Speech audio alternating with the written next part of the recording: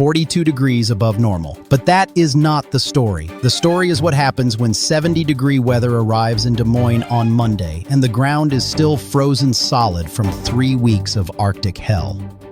The story is what happens when your body doesn't know if it saw January or April, and the weather doesn't care that you reconfused. I am seeing thousands of comments right now. Minneapolis wondering if this warm-up is real. Chicago asking, should I put away my winter coat? Kansas City trying to understand how we go from 10 below to 70 in 4 days. I am going to answer every single one of those questions in this video. But first, the pattern that nobody saw coming. Not me. Not the National Weather Service, not the long-range models that swore this Arctic blast would last through March. Mother Nature just flipped the script. And she's about to get violent. Because here's what happens when 40-degree above normal air slams into winter's last stand. Here's what happens when the jet stream decides to play ping-pong with 70 million people's lives. Here's what happens when Valentine's Day stops being about flowers and starts being about survival. 3 zones. 3 completely different weather stories, all happening at the same exact time. Zone 1, the East Coast. You are still frozen. Boston, you are at 10 degrees right now. Philadelphia, 11 degrees. New York City, 7 degrees. Wind chills tonight, 20 to 30 below zero. You haven't thawed yet. You want to thaw for 3 more days. You are watching everyone else celebrate warmth while you re-scraping ice off your car at 8 a.m. Zone 2, the Plains and Midwest. You are about to experience weather whiplash that will make your head spin. Topeka, Kansas, you are at 34 degrees right now. By Monday afternoon, 76 degrees. That's 42 degrees above normal. Des Moines, Iowa, 32 degrees today. Monday, 70 degrees. Your average high in February is 32. You're about to hit 70. Omaha, Nebraska, Sioux Falls, South Dakota, Kansas City, Missouri. You're all going from winter coats to t-shirts in 72 hours. Zone 3, the West Coast. You thought you were done with storms. You are not. Valentine's Day, atmospheric river number 6 slams Northern California and Oregon. Heavy rain at sea level, heavy snow above 6,000 feet, flash flooding and burn scars, mudslides in the hills, power outages in the mountains, and here's where it gets dangerous.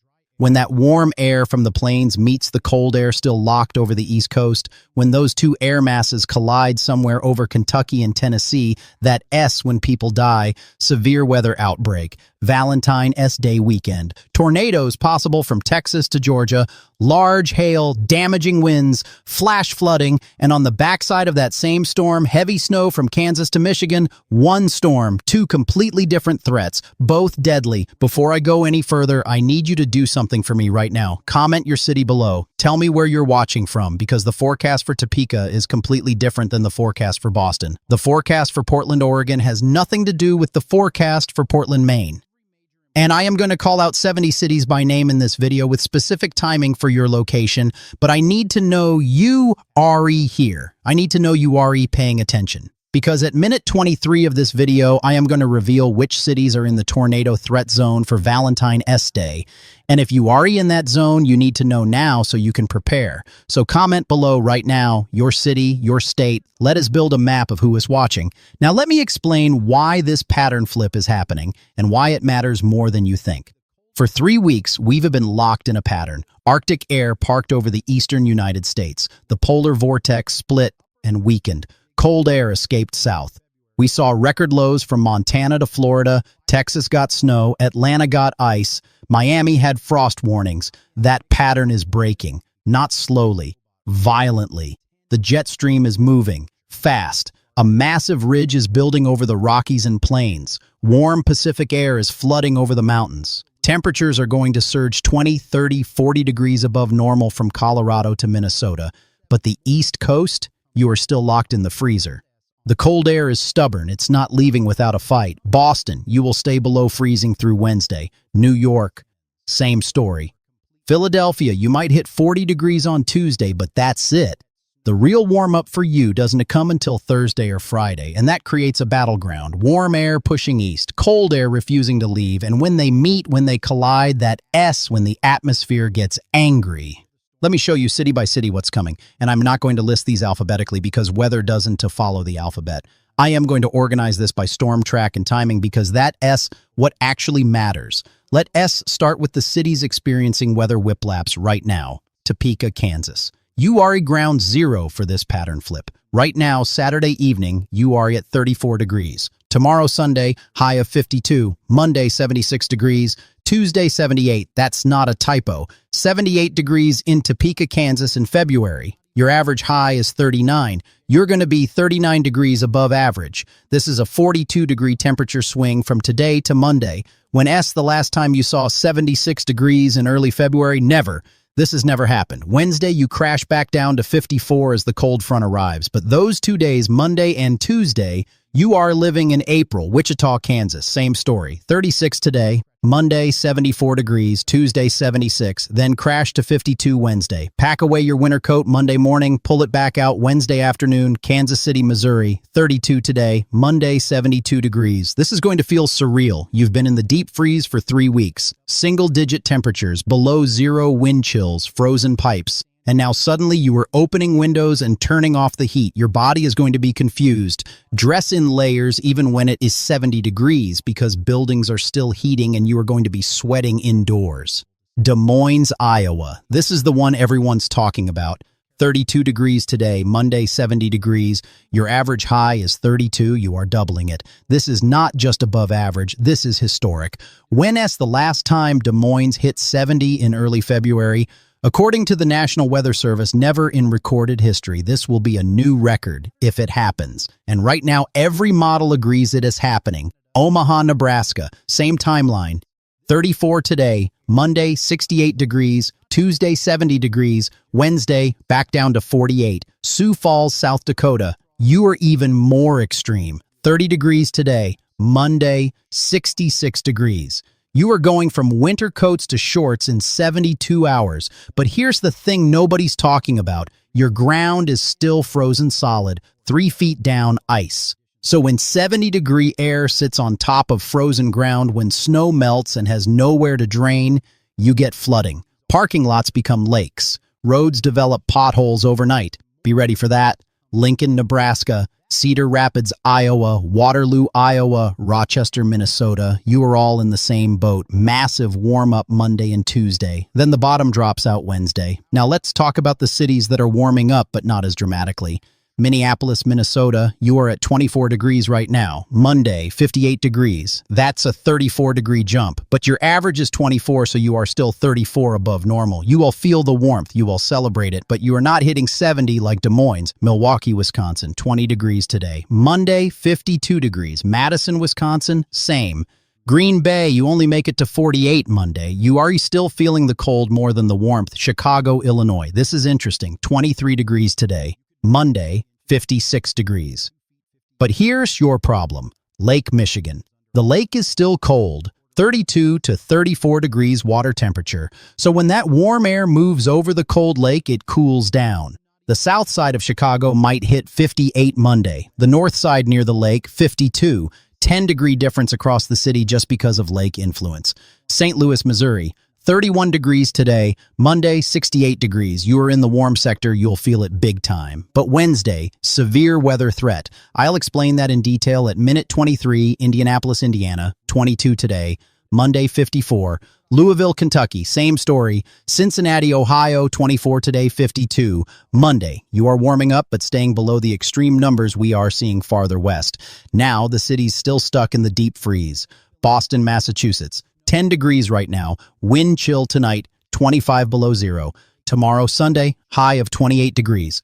Monday, 34. Tuesday, 38. Wednesday, 42. You don't break 50 degrees until Thursday. While Des Moines is at 70, you are at 34. Life is not fair.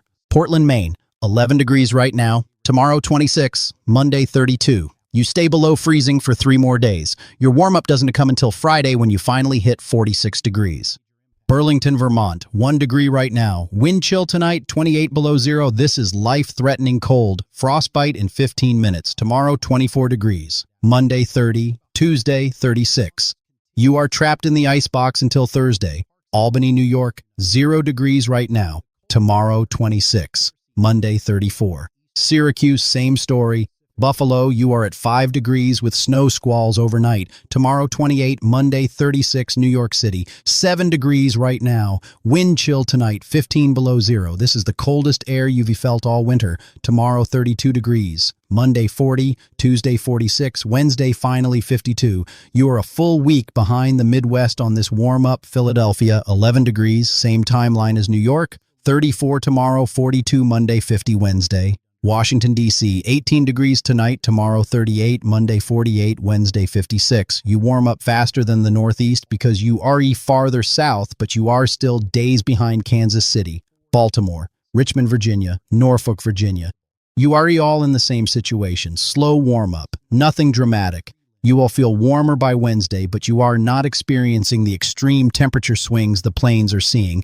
Now let's talk about the South, because your story is completely different.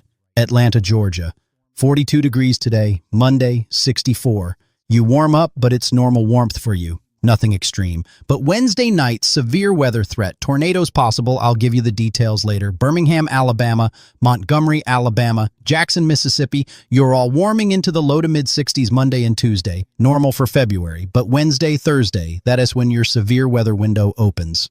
Nashville, Tennessee, 32 today. Monday, 60 degrees. You're right on the boundary. Warm air to your west, cold air to your east.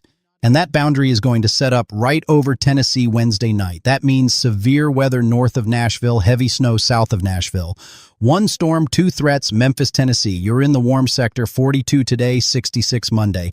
But you're also in the severe weather crosshairs Wednesday night. Little Rock, Arkansas, 44 today, 70 Monday. You are going full spring mode, but it's a trap. Because Thursday, temperatures crash and severe weather arrives. Dallas, Texas, 65 today. You never felt the Arctic blast. You've been mild all along. Monday, 78 degrees. But you're watching this storm develop and you're in the tornado threat zone for Thursday. I'll explain why at minute 23. Houston, Texas, 56 today, 74 Monday. Same story. You avoided the cold. But the severe weather is coming for you Thursday afternoon, Oklahoma City. 54 today, 74 Monday. You are in between. Warm now. Warm Monday. Severe weather threat Wednesday night. Now the West Coast because you have a completely different problem. Seattle, Washington. 53 degrees today. Light rain, but this is just the preview. Monday, 50 degrees. Rain increases ½ inch to 1 inch. Tuesday, 48 degrees. Heavy rain begins. 1 to 2 inches. Wednesday, 46 degrees. This is the peak. 2 to 3 inches, rivers rising, flood warnings likely. Thursday, 48 degrees, rain continues but lighter, another inch. Friday, rain tapers to showers. Total rainfall by Saturday morning, 5 to 7 inches in Seattle, 8 to 12 inches in the Cascade foothills, 15 to 20 inches above 3,000 feet elevation. What does this mean for you? Your commute is going to be a disaster Tuesday through Thursday. I-5 north and south, expect delays. Accidents, flooding in low spots. Leave 2 hours early or work from home. Puget Sound ferry system, expect cancellations if winds exceed 35 knots, and they will Wednesday afternoon. Power outages, likely in areas with heavy tree cover. Saturated soil plus wind equals trees falling on power lines. Have flashlights ready. Charge your devices. Tacoma, Washington, same as Seattle. 50 degrees Monday, heavy rain Tuesday through Thursday. 5 to 6 inches total, Olympia, Washington. You'd be slightly inland, so marginally drier. 4 to 5 inches Tuesday through Thursday, Bellingham, Washington. You are farther north. Rain arrives later Monday night. Peak Wednesday, 6 to 8 inches total. Nooksack River flooding possible.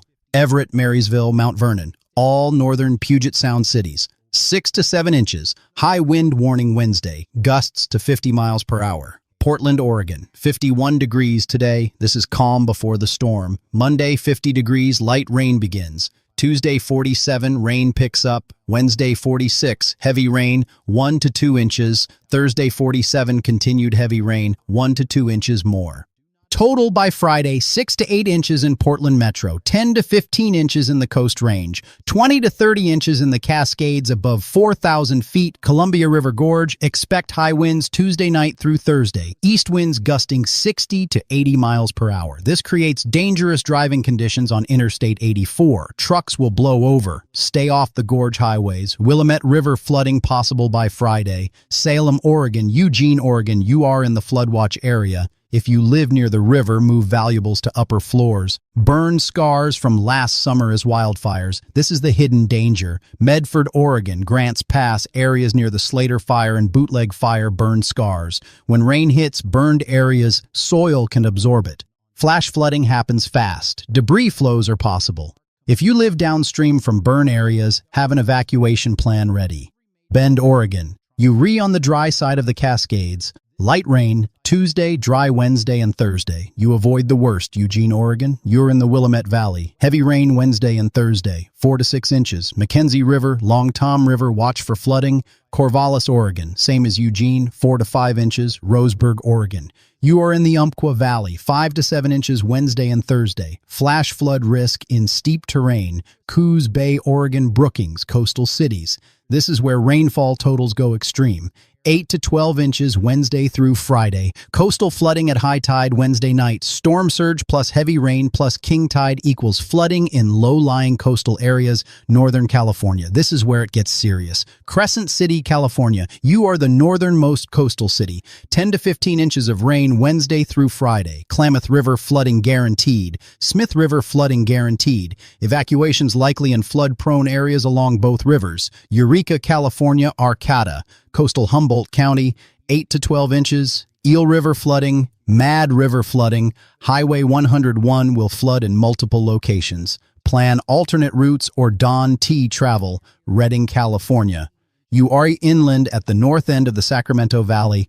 Rain arrives Tuesday, heavy Wednesday and Thursday, 6 to 8 inches total. Sacramento River will rise, but flooding unlikely unless rain exceeds forecasts. Chico, California, Oroville. You east of the valley, heavier totals because you closer to the foothills, 8 to 10 inches. Feather River flooding possible. Oroville Dam spillway will be used. This is normal operations, but if you remember 2017 when the spillway nearly failed, you are nervous. The spillway has been rebuilt and is safe. But rainfall this heavy always makes people worry. Red Bluff, California, Corning. Northern Sacramento Valley, 6 to 8 inches. Interstate 5 will have flooding in low spots. Expect major delays or closures. Paradise, California, Magalia. You are in the foothills. You are also rebuilding after the campfire destroyed your town. This storm brings 8 to 12 inches at your elevation. Flash flood risk is high because burned areas don't absorb water well. Be ready to evacuate if warnings are issued. Sacramento, California, state capital, 61 degrees today. Rain arrives Tuesday afternoon, light at first. Wednesday and Thursday, heavy rain. 4 to 6 inches total in the city, 8 to 10 inches in the foothills east of the city. American River, this is your concern. The river runs right through Sacramento. Folsom Lake is currently at 78% capacity. That means there's room for runoff. But if rain exceeds 8 inches in the watershed, releases from Folsom Dam will increase. Parkway areas along the river will flood. If you live in the parkway, move vehicles to higher ground. Levee concerns in the Delta. Reclamation district areas, be alert. Old levees plus heavy rain plus high river flows equals potential levee failures. Monitor local emergency management social media for updates. Stockton, California, Modesto. Central Valley cities, 4 to 6 inches. San Joaquin River flooding possible but not likely unless rain totals exceed forecasts. San Francisco, 56 degrees today. Dry through Monday. Rain arrives Tuesday morning. Light. Wednesday, heavy rain develops, 1 to 2 inches. Thursday, continued heavy rain, 1 to 2 inches. Friday, showers taper off. Total by Saturday, 4 to 6 inches in the city, 8 to 12 inches on the peninsula in higher elevations, 15 to 20 inches in the Santa Cruz Mountains. BART delays guaranteed Wednesday and Thursday. Flooding in underground stations happened before. It will happen again if rain is heavy enough. Civic Center Station, Powell Station, watch for service advisories. Bay Bridge, Golden Gate Bridge, expect delays Wednesday. If winds exceed 50 miles per hour, bridges close. Current forecast shows gusts to 45 Wednesday afternoon. That's close. Have alternate plans. San Jose, California, Silicon Valley, 4 to 5 inches Wednesday and Thursday. Coyote Creek flooding possible. If you live near the creek, remember the 2017 floods. Have sandbags ready. Santa Cruz, California. You on the coast and in the mountains. 6 to 8 inches at beach level, 12 to 18 inches in the mountains. San Lorenzo River flooding guaranteed. Downtown Santa Cruz will flood. It always does with this much rain. Move cars out of beach parking lots. Move valuables out of basements. Watsonville, Salinas. Pajaro River flooding. This river floods almost every year with heavy rain. You know the drill. Low-lying agricultural areas will be underwater. Oakland, Berkeley, Alameda, East Bay cities, 4 to 6 inches. Flash flooding in steep terrain areas. Berkeley Hills, Oakland Hills. Watch for mudslides on steep streets. Monterey, California, beautiful coastal city, 5 to 7 inches Wednesday through Friday. Carmel River will flood. Scenic Highway 1 will close in multiple locations between Big Sur and Carmel. If you have travel plans, cancel them. San Luis Obispo. You on the southern edge of this storm, 3 to 5 inches. Manageable. Santa Barbara. You get the tail end. 1 to 3 inches. Not a big deal for you. Los Angeles. 65 degrees today. 68 Monday. 70 Tuesday. You are warm and dry through Tuesday. Wednesday, weak system brings light rain, 1/4 to 1/2 inch. Thursday, mostly dry. A few showers Friday, but totals under 1/2 inch. You luck out. Again, Northern California is drowning and you are barely getting wet. Such is life in Southern California. But let me be clear, just because you are not getting heavy rain doesn't mean you have zero problems. Winds Wednesday could gust to 40 miles per hour at the beaches. Beach erosion possible. High surf advisory likely. LAX airport, expect delays Wednesday due to wind. Not cancellations, but delays. Pasadena, Burbank, Glendale. Inland valleys, same story. Light rain Wednesday, mostly dry otherwise. Long Beach, Anaheim, Santa Ana. Orange County cities, 1/4 inch Wednesday, that it. San Diego. You are even drier. 62 degrees today, 65 Monday. Mostly sunny all week. Maybe a sprinkle Wednesday. Maybe. You avoid everything. Bakersfield, California. You are in the southern San Joaquin Valley. Rain Wednesday, 1 to 2 inches. Not heavy, but enough to be annoying. But here's your problem. Grapevine. Highway 5 over the Tehachapi Mountains. Snow level drops to 4,000 feet Wednesday night. Heavy snow above 5,000 feet. 6 to 12 inches possible. Interstate 5 could close Thursday morning. If you commute between Bakersfield and LA, have alternate plans. Highway 58 through Tehachapi might stay open if snow stays above 5,000 feet. But Don T, count on it. Fresno, California. Same situation. Valley floor gets rain. 2 to 3 inches Wednesday. Mountains get snow. Sierra Nevada above 6,000 feet, 2 to 3 feet of snow. Highway 168 to Huntington Lake, closed. Highway 180 to Kings Canyon closed. Highway 41 to Yosemite, already closed for winter, stays closed. If you ski, this is good news. Mammoth Mountain, expect 2 to 3 feet Wednesday through Friday. China Peak, same. Powder days coming. Visalia, Tulare, Hanford. Southern San Joaquin Valley, 1 to 2 inches rain. Minor flooding possible in agricultural areas. Las Vegas, Nevada. Uri in the desert. Uri dry. 72 degrees today. 76 Monday. 78 Tuesday. Sunny and pleasant all week. Maybe a few clouds Wednesday, but no rain. Enjoy it. Go outside. Celebrate warmth. Reno, Nevada. Uri different. Uri near the Sierra. Rain and snow mix Wednesday. Snow level 5,000 to 6,000 feet. Your city elevation is 4,500 feet, so you will probably see rain. But the mountains west of you get hammered. 2 to 3 feet above 7,000 feet, Lake Tahoe. Heavy snow Wednesday through Friday. 2 to 3 feet at lake level, 8,400 feet. 4 to 5 feet at summit level, 9,200 feet. Interstate 80 could close multiple times. Don T planned travel over Donner Pass Wednesday through Friday. Phoenix, Arizona, 79 degrees today, 82 Monday, 84 Tuesday. You are having summer in February. Sunny, warm, dry, perfect weather, but your problem comes in late February and March. Every time Northern California gets soaked, your spring wildfire risk goes down because you get moisture too eventually. But right now, you are dry. Fire danger is high. Red flag warnings possible next week with winds. Tucson, Arizona, same as Phoenix. 80 degrees today. Dry, sunny, perfect. Flagstaff, Arizona, you are at 7,000 feet. You get weather. Snow Wednesday and Thursday. 4 to 6 inches. Roads slick but manageable. You handle this all the time. Albuquerque, New Mexico, 51 degrees today, 62 Monday, 66 Tuesday, dry all week. Maybe a few clouds Wednesday, but no rain. You avoid this storm completely. Santa Fe, New Mexico, you re-higher elevation than Albuquerque. 50 degrees today, 60 Monday, dry all week. Ski areas north of you might get a few inches Wednesday, but nothing major. El Paso, Texas, you are in the desert, 53 degrees today, 68 Monday, sunny and dry all week. Denver, Colorado, 53 degrees today. This is pleasant for February. Monday, 68 degrees. Wow, you are 30 degrees above normal. Tuesday, 66, still well above normal. But Wednesday, cold front arrives. Temperature drops to 42. Wind picks up. West winds gusting to 35 miles per hour. A few snow showers possible in the foothills, but nothing in the city. Thursday, 38 degrees. Mostly cloudy. Winds calm down. By Friday, back to 48 and sunny. You get a brief cold shot Wednesday, but nothing severe. No major snow, no blizzard, just a reminder that it's still winter, Colorado Springs. Same timeline as Denver. Warm Monday and Tuesday, cold Wednesday, recovery by Friday, Fort Collins, Boulder, Greeley. Northern Colorado cities along the Front Range, same pattern. 66 Monday, 40 Wednesday, Grand Junction, Colorado. Western Slope, you stay warmer longer, 50 degrees today. 62 Monday, 64 Tuesday. Only drop to 52 Wednesday, Durango, Colorado. Southwestern Mountains. You might get snow Wednesday, 3 to 6 inches possible, but not a major event. Cheyenne, Wyoming. You border Colorado, 44 degrees today. 60 Monday, 62 Tuesday. Drop to 36 Wednesday with snow possible, 2 to 4 inches, Casper, Wyoming. 41 today, 58 Monday, 60 Tuesday. Back to 38 Wednesday, Billings, Montana.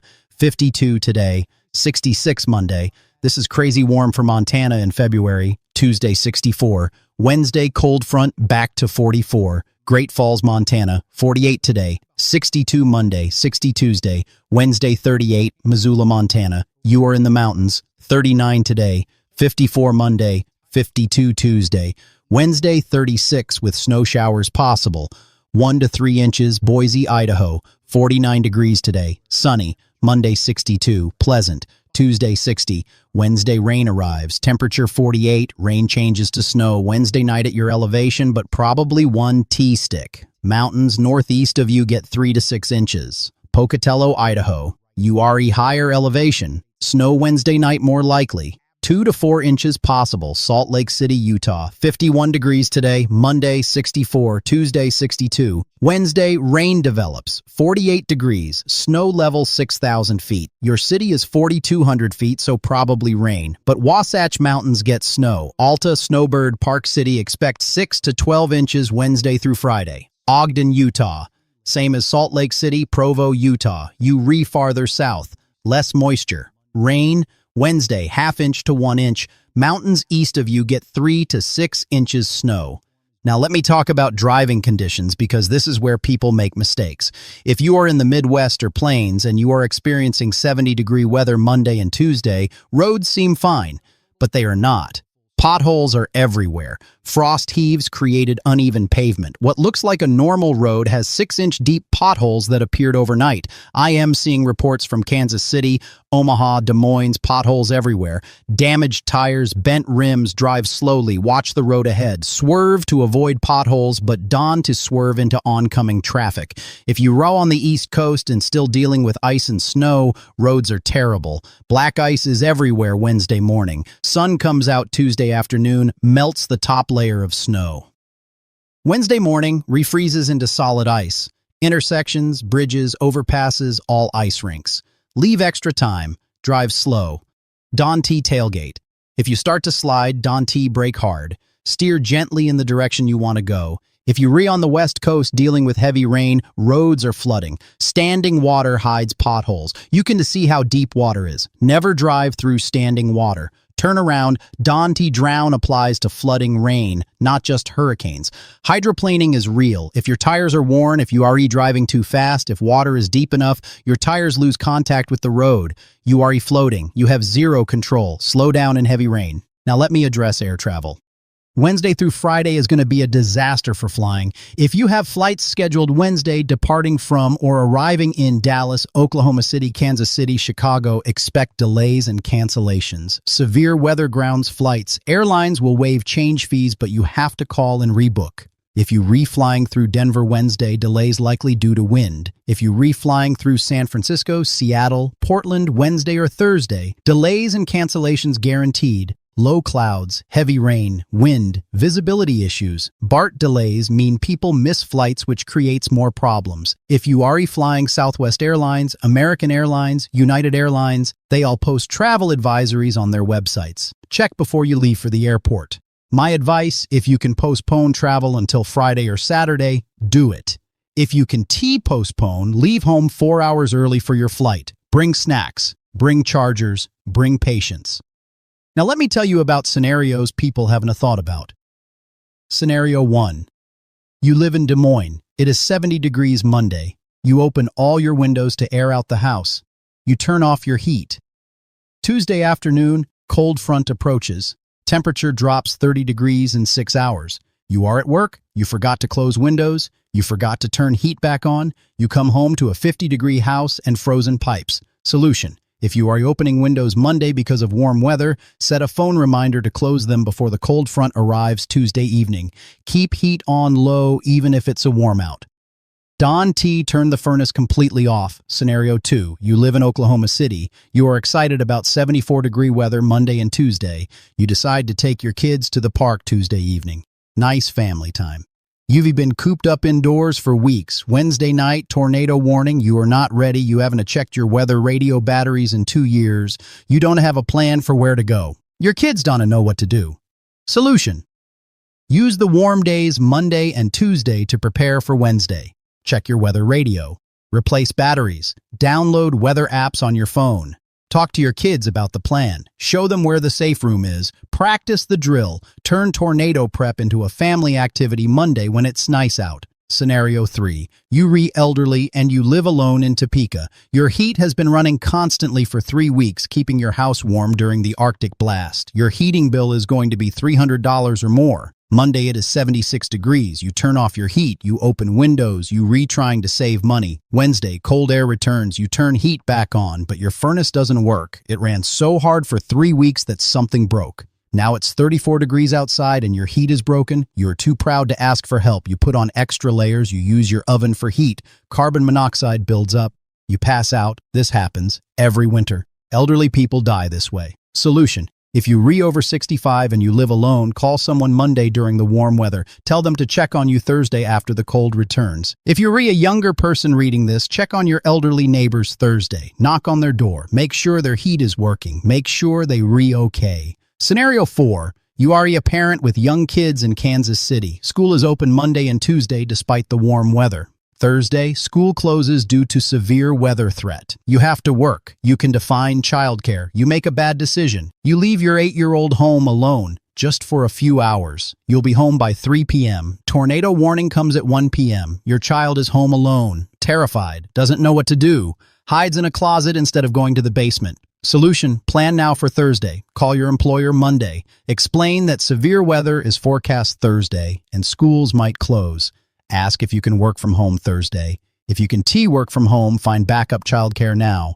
Ask a family member, ask a neighbor, ask a friend. Have a plan before Thursday morning. Scenario 5. You are a college student in Lincoln, Nebraska. Your dorm doesn't have air conditioning. Most buildings in Nebraska don't because February is supposed to be cold. Monday and Tuesday, 70-degree temperatures. Your dorm room is on the top floor. Heat rises, your room is 85 degrees, you can sleep, you're miserable. You decide to sleep with your window open Tuesday night to cool down the room. Cold front arrives overnight. Temperature drops 40 degrees by Wednesday morning. You wake up freezing, your room is 40 degrees, you get sick. Solution. If you are in a dorm or apartment without AC during this warm spell, use fans. Don T. Leave windows wide open overnight when a cold front is approaching. Crack them slightly for airflow, but Don T. leave them fully open. Scenario 6. You live in Seattle. You've had a dry winter so far. It's February. You've only seen 12 inches of rain total this season. Normal is 24 inches by now. This storm brings 7 inches in 4 days. Your gutters are clogged with leaves and debris from fall. You never cleaned them because it hasn't rained much. Heavy rain Wednesday. Gutters overflow. Water pours down the side of your house, soaks into the foundation. Your basement floods. Solution. Clean your gutters Monday or Tuesday before the rain arrives. If you can do it yourself, hire someone. $200 for gutter cleaning is cheaper than $5,000 for basement flood damage. Scenario 7. You live in Portland, Oregon. You drive a small sedan. You have all-season tires that are 3 years old and worn. Wednesday, heavy rain. You are driving home from work on Interstate 5. Traffic is stop and go. You hit standing water going 45 miles per hour. Your worn tires hydroplane. You spin out. You hit the center barrier. You are not injured, but your car is totaled. Insurance might not cover it because you were driving too fast for conditions. Solution. Check your tire tread depth Monday. If tires are worn, replace them before the storm. If you can afford new tires, slow down dramatically in heavy rain. 30 miles per hour max when there is standing water on the road. Scenario 8.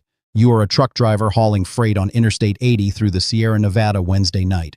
Snow starts falling at 6 p.m. You've driven through snow before, no big deal. But this isn't a regular snow. This is Sierra cement, heavy, wet snow. Your truck weighs too much, your chains don't have enough grip, you jackknife blocking both lanes, now you are stuck. Highway is closed behind you. You are sitting in your truck in a blizzard waiting for a tow. It takes 9 hours. Solution. If you are a professional driver, check chain requirements before entering mountain passes Wednesday. If chains are required, put them on early. Don't wait until you already stuck. And if conditions are really bad, park at a truck stop and wait it out. Your load can wait, your life can tea. Scenario 9. You live in Sacramento. American River runs through your city. You live 3 blocks from the river in an area that flooded in 1997. This storm brings 6 inches of rain. The river rises. You nervous. Thursday evening, you get a reverse 911 call. Voluntary evacuation for areas near the river. Voluntary means you don't have to leave. But should you? You remember 1997. Water came up to your porch. You evacuated then. This time you decide to stay. Friday morning, water is in your street. You panic, you try to leave, your car wants to start, you trapped. Solution.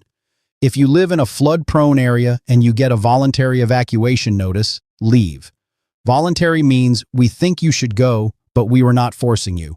Don't wait until it becomes mandatory. Don't wait until water is in your street. Leave when they first suggest it. Scenario 10. You are a homeowner in Des Moines. Your sump pump is 15 years old. It's worked fine for all those years. You've never had a problem. Monday, 70 degrees. 2 feet of snow in your yard melts fast. Water pours into your basement. Your sump pump runs constantly trying to keep up. Tuesday, it runs for 18 hours straight. Wednesday morning, it burns out, stops working. Your basement floods fast. 6 inches of water before you notice. Your finished basement is ruined, carpet destroyed, drywall soaked, furniture damaged, $10,000 in losses. Solution. If you have a sump pump and you are about to experience rapid snowmelt, check the pump Monday. Make sure it is working. If it's old, have a backup manual pump ready. Check it every few hours during heavy snowmelt. Don't assume it will keep working forever. Now let me give you specific preparation checklists for different situations. If you live in the severe weather threat zone, Dallas, Oklahoma City, Little Rock, Memphis, Nashville, Birmingham, Atlanta, here is your checklist for Monday and Tuesday. 1. Check your weather radio. Replace batteries if needed. Test it. Make sure it works. 2. Download multiple weather apps on your phone. NWS app, radar apps. Have redundancy in case one fails. 3. Charge all devices Tuesday night. Phone, tablet, laptop, power banks. You might lose power Thursday. 4. Identify your safe room. Interior room on lowest floor. No windows. Bathroom, closet, hallway. Show everyone in your house where it is. 5. Put shoes, flashlight, phone charger, first aid kit in your safe room Tuesday night. If a tornado warning comes at 2 a.m. Thursday, you don't want to be searching for shoes in the dark. 6. Fill your gas tank Tuesday. If power goes out Thursday, gas pumps don't work. You want a full tank. 7. Get cash Tuesday. ATMs don't work without power. Have $100 cash in small bills. 8. Check on elderly neighbors Tuesday. Make sure they have a plan. Make sure they know where to go if a tornado warning is issued. 9. If you have pets, have carriers ready. Know where you're retaking them if you need to evacuate or take shelter. 10. Move your car into the garage Tuesday night if you have one. If you don't have a garage, park away from trees. Tornadoes and straight-line winds snap trees that fall on cars. If you live in the snow threat zone, Topeka, Des Moines, Omaha, Sioux Falls, Minneapolis, here's your checklist. 1. Check your snowblower Monday. Make sure it runs. Fill it with gas. You haven't used it in 3 weeks because of the warm-up. Dawn to wait until Thursday when snow is already falling. 2. Stock up on salt or ice melt Tuesday. Stores might sell out Wednesday. 3.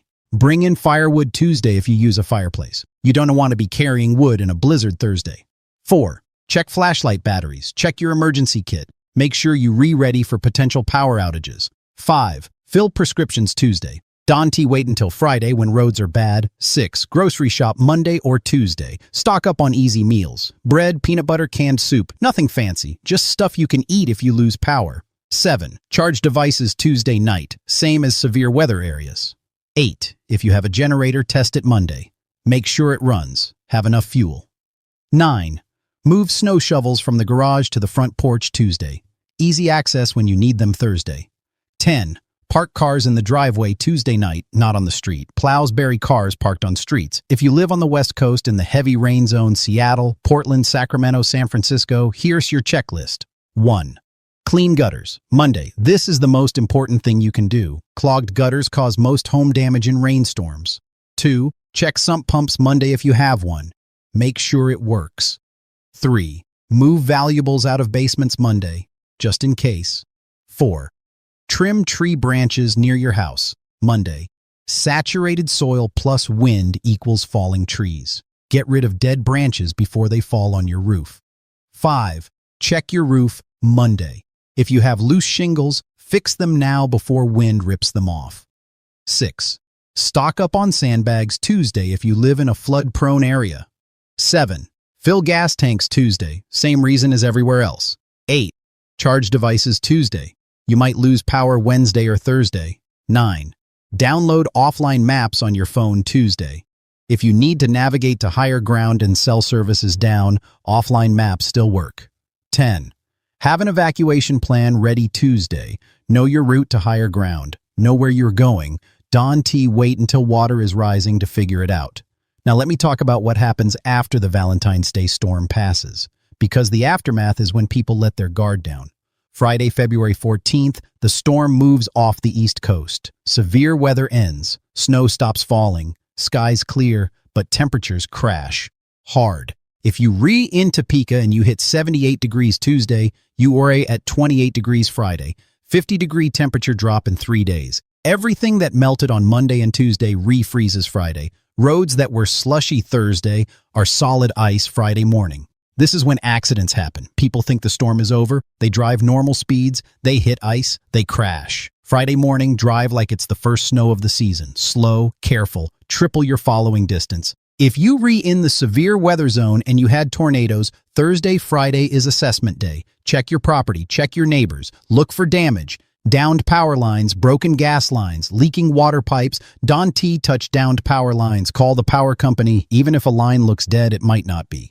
People die every year touching downed lines they thought were safe. If you smell gas, evacuate immediately. Don't turn on lights. Don't use your phone inside the house. Get out, then call 911 from outside. If you see a damaged neighbor's house, knock on their door. Make sure they okay. Offer help. This is when community matters. Saturday, February 15th, cleanup begins. If you live in the snow zone, you are shoveling Friday and Saturday. Heavy wet snow is brutal to shovel. Take breaks. Don't overdo it. Heart attacks during snow shoveling kill more people than you think. If you are over 60, hire someone to shovel. Seriously, your life is worth more than the $50 it costs to hire a neighborhood kid. If you are under 60 but out of shape, same advice. Don't try to prove you were tough by shoveling the whole driveway at once. Take breaks every 15 minutes. If you live in the rain zone on the West Coast, Saturday is flood cleanup day. If your basement flooded, safety first. Turn off power to the basement before you go down there. Water and electricity don't mix. Wear boots, wear gloves. Flood water is contaminated. It's not clean water. It has sewage, chemicals, oil. Don't touch it with bare skin. Take photos of damage before you clean up. Insurance companies need documentation. Call your insurance company Saturday. Don't wait until Monday. Flood damage gets worse the longer you wait. Mold starts growing within 48 hours. If you had tornado damage, Saturday is also when you call insurance and start the claims process. Document everything: photos, videos, written lists of damaged items. The more documentation you have, the smoother your claim will be. Now let me talk about the rest of February, because this Valentine S-Day storm is not the end of winter. The pattern stays active through the end of the month. We retracking at least 2 more storm systems, one around February 20th to 21st, another around February 26th to 27th. The 20th to 21st system looks like it could bring another round of severe weather to the south. Texas, Louisiana, Mississippi, Alabama. Track is still uncertain, but the pattern supports it. The 26th to 27th system looks like snow for the Midwest and Great Lakes. Early indications suggest 6 to 12 inches possible from Nebraska to Michigan, but that's 10 days out. Details will change. My point is, Don T, put away your winter gear after this Valentine S-Day storm. You're going to need it again before March. March historically is one of the snowiest months in the northern states. March 1999, Chicago got almost 2 feet of snow. March 1993, storm of the century buried the East Coast. Winter doesn't end on February 28th. Winter ends when it wants to end. Sometimes that S March, sometimes that S April. So my advice for the rest of February: stay flexible. Watch the forecasts. Check in every few days. Patterns are changing fast. What is true today might not be true tomorrow. And one more thing about climate that I want to address, because I'm seeing a lot of comments about it, is this pattern flip climate change. Yes and no. Pattern flips have always happened. The jet stream has always wandered. Arctic air has always surged south, then retreated. This is normal atmospheric behavior. What is changing is the magnitude and frequency. 42-degree temperature swings used to be rare. Now they re-happening multiple times per winter. 70-degree weather in Des Moines in February used to be unheard of. Now it's forecast. Tornado outbreaks in February used to be unusual. Now we get multiple per season. Heavy rain events that drop 6 to 8 inches in 3 days used to happen every decade. Now they happen every year on the West Coast. Is this all climate change? No. Some of it is natural variability. La Nina patterns, polar vortex behavior, ocean temperature cycles. But is climate change making everything more extreme? Yes. Warmer atmosphere holds more moisture, which means heavier rain and snow. Weaker polar vortex means more frequent Arctic outbreaks. Warmer Gulf of Mexico means more fuel for severe thunderstorms. This is our new normal. Volatile, extreme, changing fast. The question is not, is this happening? It obviously is. The question is, how do we adapt? And the answer is, we prepare better. We pay attention to forecasts. We take warnings seriously. We help each other. We build resilient communities. Because weather is going to keep being extreme, pattern flips are going to keep happening, severe weather outbreaks are going to keep occurring. We can control the weather, but we can control how we respond to it. Okay, we almost done. Let me give you one final checklist. This is the master checklist for the next 7 days. Saturday evening tonight, watch weather forecasts. Know what's coming for your area. Sunday, prep day. If you are in the severe weather zone, start preparing. If you in the snow zone, start preparing. If you in the rain zone, clean those gutters. Monday, enjoy the warmth if you getting it. But don't let it fool you into thinking winter is over. Tuesday, final prep day. Everything should be done by Tuesday night. Gas tanks full, devices charged, emergency kits ready. Wednesday, watch the weather closely. Atmospheric river hits the west coast. Cold front approaches the plains. Thursday, Valentine's Day. Severe weather outbreak in the south. Heavy snow in the plains and Midwest. Heavy rain continues on the west coast. Stay home if you are in any of these zones. Friday, cleanup and recovery begins. Check on neighbors. Assess damage. Drive carefully on icy roads. Saturday, continue cleanup. Help where you are needed. Rest if you can. And throughout all of it, stay connected. Comment below. Tell me what you seeing in your area. Share your experiences. Help each other, because that's what community is for. We all in this together. Whether you sweating in 70-degree weather or shivering in a blizzard, we experiencing this together. Weather doesn't care about state lines or political divisions. Tornadoes hit red states and blue states equally. Snow falls on liberals and conservatives the same. Rain floods rich neighborhoods and poor neighborhoods alike. Weather is the great equalizer, and the only way we get through extreme weather is by working together. So check on your neighbors this week. Share information, share resources, share hope. If you have a generator and your neighbor doesn't, let them charge their phones at your house. If you have a snowblower and your elderly neighbor doesn't, clear their driveway. If you have four-wheel drive and someone's stuck, help pull them out. Small acts of kindness matter during extreme weather. They save lives. They build communities. They remind us that we re-human. Before I close, let me remind you one more time. Comment your city below. Tell me where you are watching from. Tell me how you are preparing. Tell me what you are seeing. I read every comment. I reply when I can, and your comments help other viewers. When someone from Topeka shares their experience, someone else in Wichita learns from it. When someone from Seattle describes the flooding on their street, someone in Portland knows what to expect. We learn from each other. We help each other. That's how we get through this. Tomorrow, Sunday, I'll post an update with refined forecasts. I'll have better data overnight. Model runs will be more accurate. Timing will be more precise. Monday, another update with final details for the Valentine Day storm. Tuesday, I'll post a severe weather outlook with specific risk areas. Wednesday, real-time updates as the storms develop. Thursday, live coverage if needed. I am here all week, tracking this, watching this, keeping you informed. This pattern is moving fast. What I told you today will change tomorrow. That is the nature of forecast, but I'll keep you updated every step of the way. Stay safe this week. Make good decisions. Prepare now while you have time. Don't wait until the last minute. And remember, whether you're celebrating 70-degree warmth or enduring Arctic cold, whether you're preparing for tornadoes or snow or rain, you're not alone. 50 million people are in the path of this pattern flip.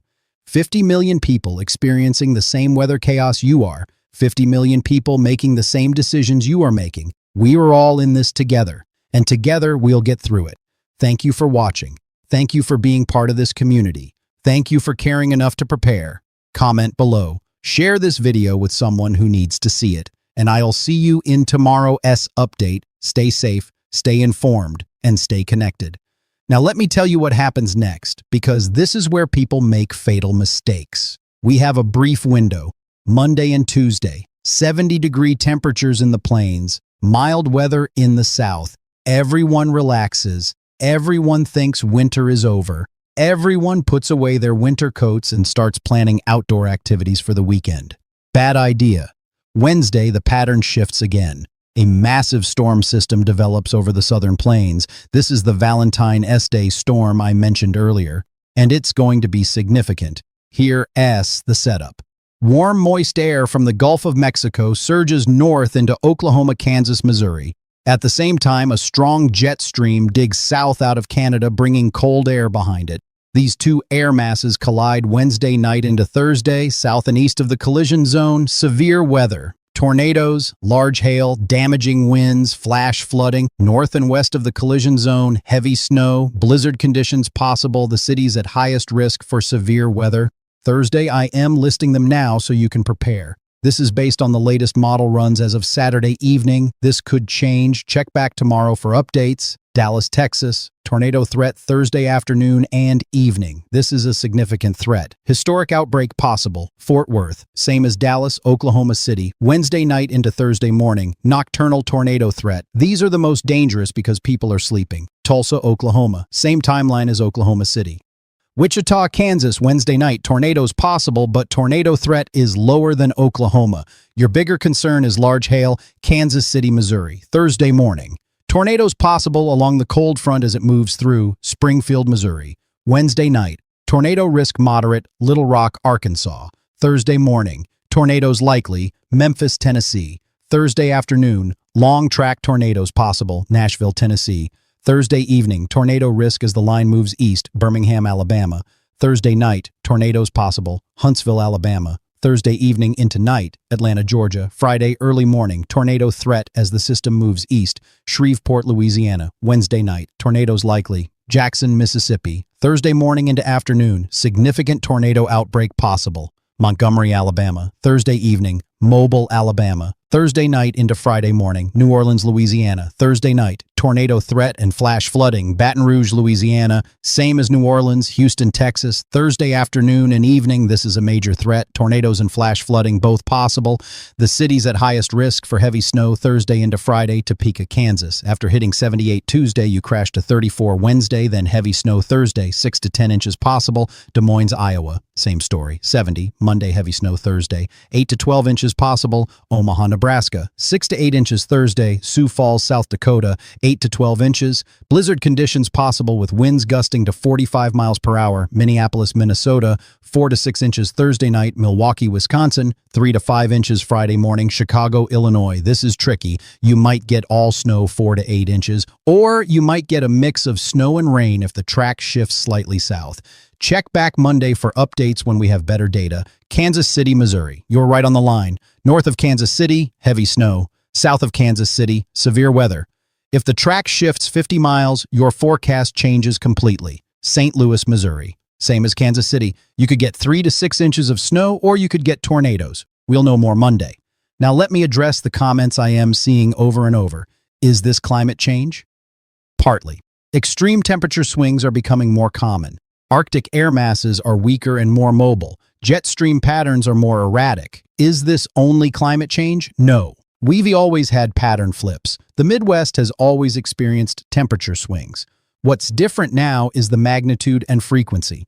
Should I cancel my Valentine S-Day plans? If you are in the severe weather threat zone, yes. If you are in Dallas, Oklahoma City, Little Rock, Memphis, reschedule for Saturday. If you are in the snow zone, maybe. Depends on your tolerance for driving in winter weather. Will this warm-up melt all the snow? In the plains, yes. In the East Coast, no. Boston, your snow isn't going anywhere this week. You'll still have piles in parking lots through the end of February. Is the groundhog wrong? The groundhog saw his shadow, predicted 6 more weeks of winter. We read 2 weeks in. 4 more weeks would take us to March 10th. This warm-up doesn't mean winter is over. It means the pattern is changing. We could easily see another Arctic blast in late February or early March. Can I put away my winter coat? If you live in the plains, yes, for Monday and Tuesday. Keep it accessible because you will need it again Wednesday. If you live on the East Coast, absolutely not. What about my garden? If you are thinking about planting because of this warm-up, Don T., the ground is still frozen in most places. Even if air temperature hits 70, soil temperature is still 30 to 40 degrees. Wait until late March or April. Will this cause flooding? Yes, especially in the plains. Frozen ground plus rapid snowmelt plus 70-degree temperatures equals flooding. Low-lying areas, poor drainage, areas near creeks and streams, be ready. Now let me tell you 7 stories. 7 people from 7 different cities who lived through pattern flips just like this one. Their stories might save your life. Story 1. Marcus, 48 years old, Kansas City, Missouri, March 2014. Temperature went from 20 degrees on Tuesday to 75 degrees on Saturday. Marcus decided to go hiking at a state park an hour outside the city. Beautiful day. Sunshine, t-shirt weather. He took a trail he'd hiked a dozen times before. What he didn't account for was the mud. The trail was a swamp. Frozen ground underneath, melted snow on top. He slipped, fell, twisted his ankle badly, couldn't walk, no cell service, 5 hours until someone found him. He survived, but he spent a night in the hospital and 6 weeks on crutches, all because he thought 70-degree weather in February meant normal trail conditions. Lesson. Weather warming up doesn't mean the ground is ready. Trails are dangerous during rapid thaws. Stick to paved paths. Story 2. Sarah, 56 years old, Des Moines, Iowa, February 2019. Temperature swung from 15 degrees on Monday to 68 degrees on Thursday. Sarah's basement flooded. Sump pump couldn't keep up with the rapid snowmelt. 3 feet of water. Furnace destroyed. Water heater ruined. $15,000 in damage. Insurance covered most of it, but she was out of her house for 3 weeks while repairs happened. All because she didn't anticipate how fast the snow would melt. Lesson. Check your sump pump before rapid warm-ups. Make sure it's working. Have a backup if possible. Clear snow away from your foundation. Story 3. David, 34 years old, Oklahoma City, May 2013. Temperature was 82 degrees. Beautiful spring day. Tornado outbreak happened that evening. 24 tornadoes touched down across Oklahoma. David's neighborhood got hit. He survived in his interior bathroom, but he thought because it was warm and sunny that severe weather was unlikely. Wrong. Warm air is fuel for severe weather. The warmer it is, the more unstable the atmosphere. Lesson: warm temperatures in spring don't mean safe weather. They mean dangerous weather. Stay alert. Story 4. Jennifer, 42 years old, Chicago, Illinois, January 2024. Temperature went from 5 degrees on Sunday to 56 degrees on Wednesday. Jennifer's elderly mother lived alone on the north side. The warm-up caused ice dams on her roof to melt. Water leaked into the house through the ceiling, ruined her bedroom. Her mom didn't notice until the damage was severe. Jennifer now checks on her mom before every rapid temperature change. Looks at the roof, checks the gutters, makes sure ice isn't building up. Lesson: rapid thaws cause ice dam problems. Check on elderly relatives and neighbors. Look at their roofs. Story 5. Robert, 67 years old, Memphis, Tennessee, April 2011, tornado outbreak. Robert was a tough guy. Vietnam vet, seen worse. He ignored the tornado warnings because he'd lived through dozens of severe weather events and nothing ever happened to his neighborhood. This time was different. EF3 tornado. His house was destroyed. He survived in his basement, but barely. Spent 2 months in the hospital recovering from injuries. He said in an interview later, "I thought I was invincible. I thought I'd seen it all. I was wrong." Lesson: even if you've lived somewhere your whole life and never been hit by a tornado, this could be the time. Take warnings seriously. Story 6. Linda, 59 years old, Omaha, Nebraska, March 2025. Her husband had a heart attack shoveling snow after a late-season blizzard. They'd been enjoying 70-degree weather for a week. Everyone thought winter was over. Then surprise snowstorm. 12 inches in 24 hours. Her husband was healthy. No history of heart problems, but he was 62 years old and out of shape. He tried to shovel the whole driveway at once. Too much exertion, heart attack, survived but needed surgery. Doctor told them happens all the time. People let their guard down because they had warm weather. Then snow comes back and they overdo it. Lesson: late season snow is still dangerous. Don T shovel if you over 60 or have heart issues. Hire someone or use a snowblower. Your life is worth more than a clear driveway. Story 7. Alex, 29 years old, Sioux Falls, South Dakota, February 2022. Temperature swung from 10 below zero on Friday to 58 degrees on Monday. Alex was excited, decided to go for a run outside after weeks of being cooped up indoors. Wore shorts and a t-shirt because it felt like spring, got hypothermia anyway. How? Wind chill. It was 58 degrees, but winds were gusting to 35 miles per hour. Wind chill brought it down to 40 degrees. He was sweating from the run, wind hitting wet skin, core temperature dropped, ended up dizzy and confused. Barely made it home. Emergency room doctor said, people forget that wind chill works both ways. Cold day with no wind can feel warmer than mild day with high wind. Lesson: don't just look at temperature. Check wind speed. Dress in layers even when it feels warm. Now let me tell you what happens after the Valentine's Day storm passes. Friday, February 14th, the storm moves east. Severe weather shifts into Georgia, the Carolinas, Virginia.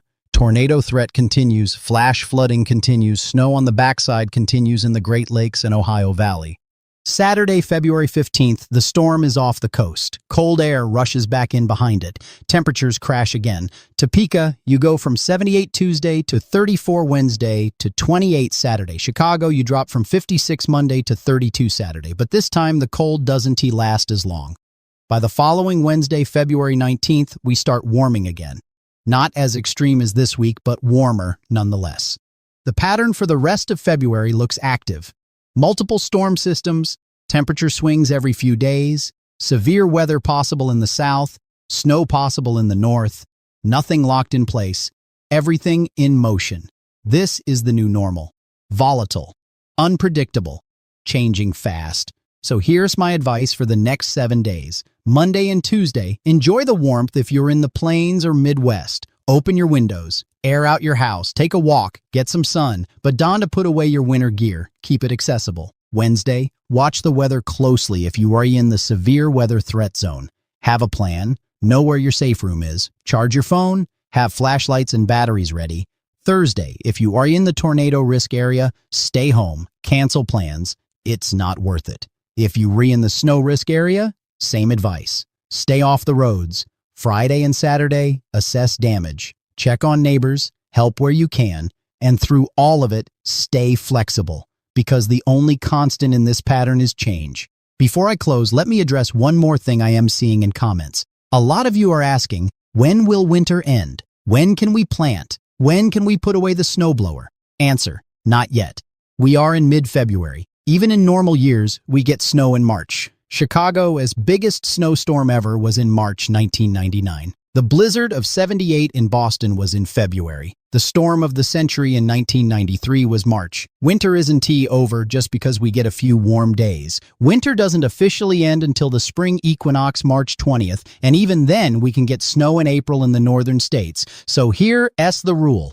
In the Midwest and Plains, don't put away winter gear until April 15th. In the Northeast and Great Lakes, don't put it away until May 1st. In the South, you can relax in late March, but keep a light jacket accessible through April. And one more thing. For those of you planning outdoor activities this week, here's what you need to know. If you are hiking, stick to paved trails. Dirt trails are mud pits. If you are running outside, dress in layers even if it's warm. Bring ID. Tell someone your route. If you are working in your yard, be careful with ladders and tools. Ground is unstable. Frost heaves make surfaces uneven. If you are driving, watch for potholes. Rapid freeze-thaw cycles destroy roads. Potholes appear overnight. And if you are flying this week, especially Wednesday through Friday, expect delays and cancellations. Severe weather grounds flights. Snow closes airports. Have backup plans. Okay, at the end. Let me recap briefly because I know this was a lot of information. Massive pattern flip happening now. Plains and Midwest warming to 70 degrees Monday and Tuesday. East Coast still frozen through Wednesday. West Coast getting hammered with rain and mountain snow all week. Major storm system develops Wednesday. Severe weather outbreak Thursday across the South and Ohio Valley. Tornadoes likely in Oklahoma, Arkansas, Louisiana, Mississippi, Tennessee, Alabama. Heavy snow likely in Kansas, Nebraska, Iowa, South Dakota, Minnesota, Wisconsin. Temperature crash Friday and Saturday after the storm passes. Active pattern continues through the rest of February. Multiple storms, more temperature swings. Stay alert. And finally, comment your city below. Tell me where you're watching from. Tell me if you're in the warm zone or the cold zone. Tell me if you are preparing for severe weather or snow. Let's build a community here. I read every comment. I reply to as many as I can. And tomorrow I'll post an update with refined forecasts once we get the new model runs overnight. This pattern is evolving fast. What I told you today might change by tomorrow. That's the nature of weather forecasting and volatile patterns. Check back daily. Stay informed. Stay safe. And remember, whether you re-celebrating warmth or enduring cold, whether you re-preparing for tornadoes or snow, we were all in this together. Stay safe this week, make good decisions, check on your neighbors, and I'll see you in tomorrow's update.